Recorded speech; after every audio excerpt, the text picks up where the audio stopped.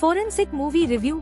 विक्रांत मैसी और राधिका आप्टे के फोरेंसिक में कुछ कमियां हैं और फिर भी यह कथानक और चौंकाने वाले चरमोत्कर्ष के कारण काम करने में सफल होती है।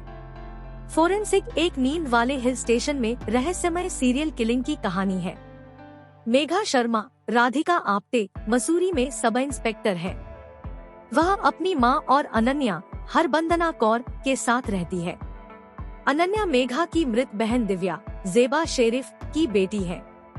उसकी शादी अभय खन्ना रोहित बोस रॉय से हुई थी और वह अनन्या के साथ साथ उसकी जुड़वा बहन आद्या की मां थी। 5 साल पहले ऋषिकेश में हुए हादसे में आद्या की मौत हो गई थी, जबकि पूरा परिवार मेला देखने आया था। दिव्या इस सदमे को सहन नहीं पाई और आत्महत्या कर ली। इन मौतों के लिए मेघा ने अभय को जिम्मेदार ठहराया। वह अनन्या को जबरन अपने साथ ले गई। इस विकास ने अभय के तनाव को और बढ़ा दिया और वह उदास हो गया। इस घटना के बाद मेघा ने अभय के भाई जॉनी खन्ना, विक्रांत मैसी से भी रिश्ता तोड़ लिया। वर्तमान समय में एक युवा लड़की जेनिफर अपने जन्मदिन पर अपने स्कूल से लापता हो जाती है। अगले दिन उसकी लाश मिली। मेघा को अपने प्रतिद्वंद्वी वेद प्रकाश माथुर, सुब्रत दत्ता पर इसे संभालने का प्रभार दिया जाता है, क्योंकि एसएचओ का मानना है कि वह संवेदनशील रूप से मामले को संभाल सकती है। एसएचओ ने उसे यह भी बताया कि जॉनी खन्ना फोरेंसिक जांच कर रहा होगा। मेघा अपने घटनाक्रम से खुश नहीं है, लेकिन फिर भी फैसले से सहमत है।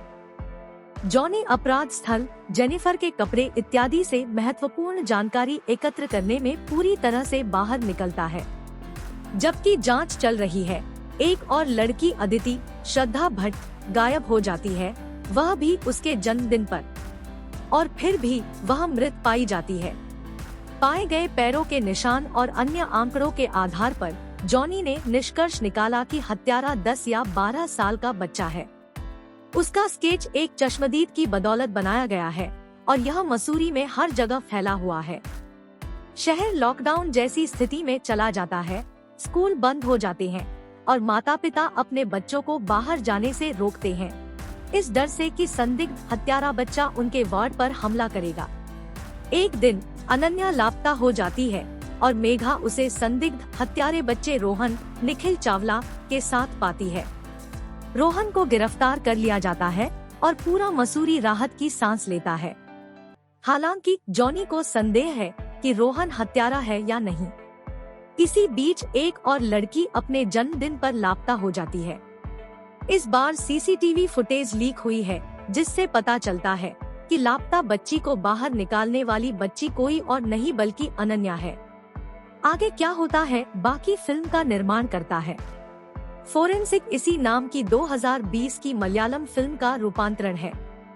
मानसी बागला की कहानी बहुत सारे ट्विस्ट और टर्न से भरी हुई है और एक अच्छा वोडुनेट बनाती है।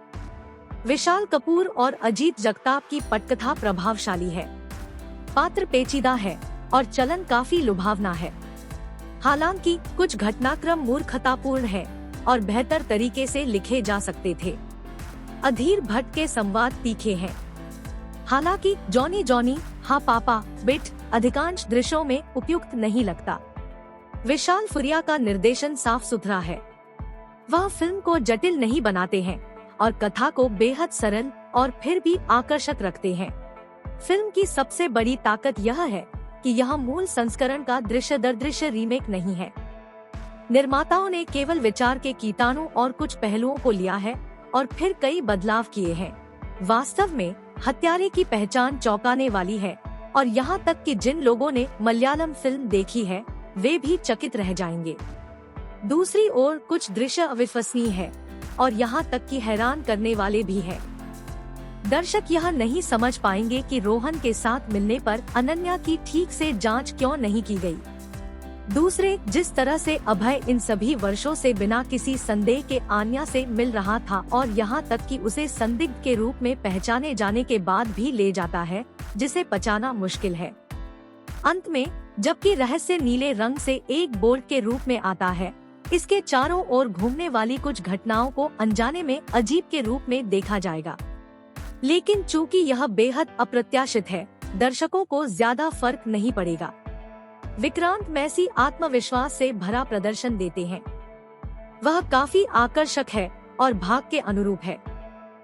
हालांकि कुछ जगहों पर वह बहुत मजेदार होने की कोशिश करता है और गोविंदा की तरह काम करता है, और यह एक हद तक उल्टा भी पड़ता है। उम्मीद के मुताबिक राधिका आप्टे ने अच्छा प्रदर्शन किया है। इस भूमिका के लिए उनके कद के एक अभिनेता की जरूरत थी और वह इसे पूरा करती है। प्राची देसाई, डॉ रंजना बहुत अच्छी है। फिल्म में उनका एक महत्वपूर्ण हिस्सा है और उन्होंने बहुत अच्छा किया है। फोरेंसिक साबित करता है कि वह और अधिक दिखने के योग्य क्यों है। विंदु दारा सिंह, विनोद रावत मनमोहक है। हरबंदना कौर की भी एक महत्वपूर्ण भूमिका है और वह उपयुक्त रूप से कार्य करती है। वहीं निखिल चावला के लिए जाता है। रोहित बोस रॉय और सुब्रत दत्ता ने सक्षम समर्थन दिया। नरेंद्र गुप्ता, डॉ सोलंकी को सीमित गुंजाइश मिलती है, लेकिन उन्हें एक फोरेंसिक डॉक्टर के रूप में देखना अच्छा है क्योंकि यह दर्शकों को बहुचर्चित टीवी श्रृंखला CID में उनके समान कार्य की याद दिलाता है। अनंत नारायण महादेवन, डॉ रमेश गुप्ता एक छोटे से रोल में अपनी छाप छोड़ते हैं। रोहित सिंह, चार्ली पिंटो, बोना गोरा है। जेबा शेरिफ और अन्य अच्छा करते हैं। फोरेंसिक को बिना गाने वाली फिल्म होनी चाहिए थी क्योंकि कहानी में संगीत जबरदस्ती डाला जाता है। यह विशेष रूप से अलविदा पर लागू होता है। बेलगाम ठीक है और किसी को कोई आपत्ति नहीं है क्योंकि इसकी सिग्नेचर धुन आकर्षक है। स्क्रिप्ट की आवश्यकता के अनुसार अद्रिजा गुप्ता का बैकग्राउंड स्कोर रोमांचकारी है। अंशुल चौबे की छायांकन उपयुक्त है। मसूरी की लोकेशंस को बहुत अच्छे से शूट किया गया है। मानसून में फिल्म की शूटिंग फिल्म को एक अच्छा टच देती है। शीतल दुग्गल का प्रोडक्शन डिजाइन समृद्ध है। प्रियंका बकुल भट्ट की वेशभूषा यथार्थवादी और गैर ग्लैमरस है। अजय ठाकुर पठानिया का एक्शन किसी भी गौर से रहित है। अभिजीत देशपांडे का संपादन तेज है। कुल मिलाकर फोरेंसिक में कुछ कमियां हैं और फिर भी यह साजिश और चौंकाने वाले चरमोत्कर्ष के कारण काम करने का प्रबंधन करता है।